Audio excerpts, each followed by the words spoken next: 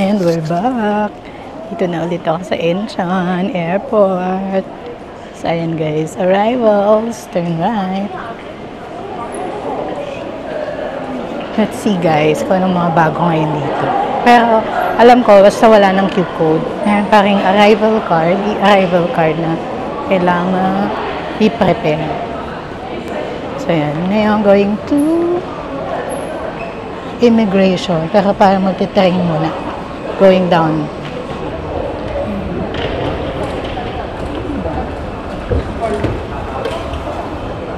Guys, pagbaba, yun na yung sa train. Mabilis lang ito na na biyahe. Ito tayo. Tapos na tayo sa immigration. Next, kunin natin yung baggage. So, dito nyo siya. Paglabas ng immigration, titignan nyo siya dito.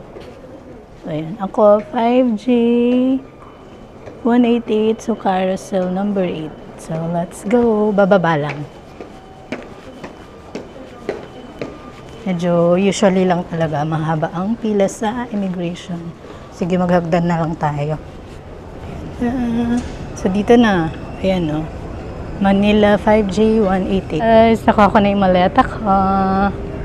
So, hanapin na natin yung exit. Oh, may guide din na yan. Kita nyo, nothing to declare. Dito tayo. Follow nyo lang yung green line. For nothing to declare, yung kabila, yung pula yung pag may i-declare ka. So, tayo. Exit B. So, after nyo ng immigration, maka yung baggage, exit kayo. Ayan. Pag-exit, yun na yung arrival hall. Diyan na yung mga banks, data SIM, pwede kayong bumili ng data SIM, may convenience store din dito. Tapos, may guide na dito kung gusto nyong mag-limousine bus, mag-Aerex train, pakita ko sa inyo. Ayan, we're here sa arrival hall. So, pagdating ganyan, kita nyo naman yung mga sign. Kunyari, roaming, wifi, car rental, going there. Sige, explore natin ulit tong arrival hall. Ayan, pag magli-limousine bus, ayan, ito pwede kang bumili ng ticket dito.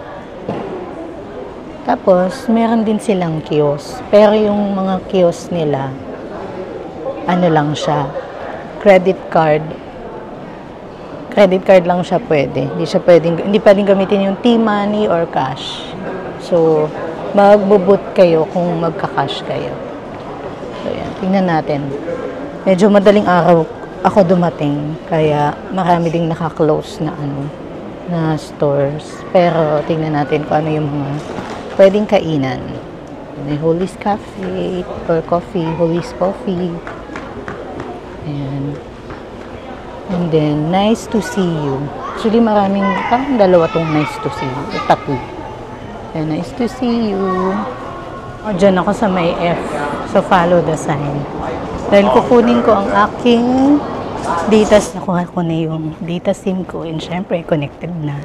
Usually, nagdadala ko ng extra phone kung saan ko siya ilalagay. Tapos, nag-hotspot na lang ako. Kasi, yung phone ko, ginagamit ko pa din pang work. So, yan, mga ATM. Ayan, may Japanese restaurant. O kung sasakay ka ng Aerex, ayan o. Nakalagay, Airport Railroad. So, follow mo lang yung signs. Yan, may loteria din. Parang McDo nila yan dito. Going to Aerex, yung nagtitrain. Ako magli-limousine bus ako, so dito lang tayo. Pero, kakain na muna ako. Ayan. Actually, may mga sofa dyan. Pwede kang matulog. Dami ng tulog. Oh. Wala akong nakuhang space. Breakfast muna tayo dito sa Angel and Us. Angel and Us. Nakikita nyo ba yung opa na nasa likod ko? Lapitan natin. Si Lee Jun-yu. Finally, nasa wishlist ko tayo kumain sa Angel in Us dahil sa kanya. So, ayan, kunin natin yung order ko.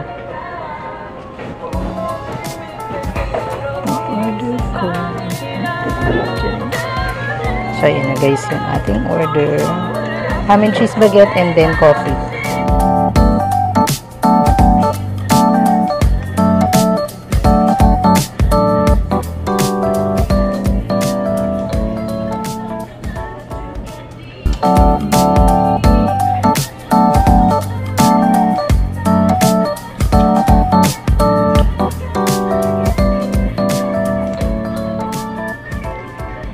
Nakapag-breakfast na tayo at konting freshen up. So, ngayon, bibili na tayo ng ticket natin going to Myeongdong. Ayan. Airport limousine ba? So, pwede ka nang bumili dito. Ako magkakash kasi ako. So, pila na lang ako dito. Bili na tayo ng ticket natin. So, bus, nababas na ba? 6015. Yung platform, nakalagay naman dyan, 5B2. So, para mas malapit ka na paglabas, kung 5 siya, yan, makikita nyo yung mga exit number. Nakikita ba? Diyan na kayo lalabas. Sa exit number 5. So, labas tayo ng exit number 5. Hanapin natin yung platform. 5B2. Exit.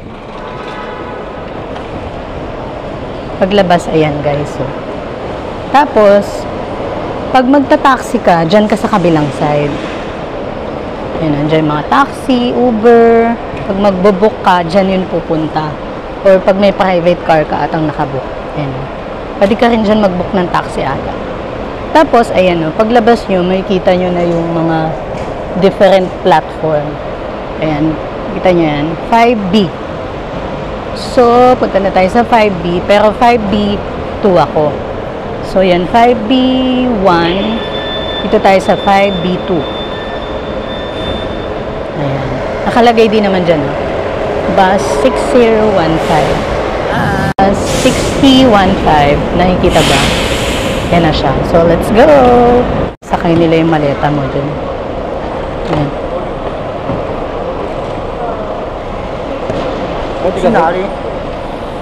Yan, nilalagay nila dun yung ano. And guys, wala nga pala ditong wifi. So, better kumuha na kayo agad ng data SIM dyan sa airport. See you Myeongdong.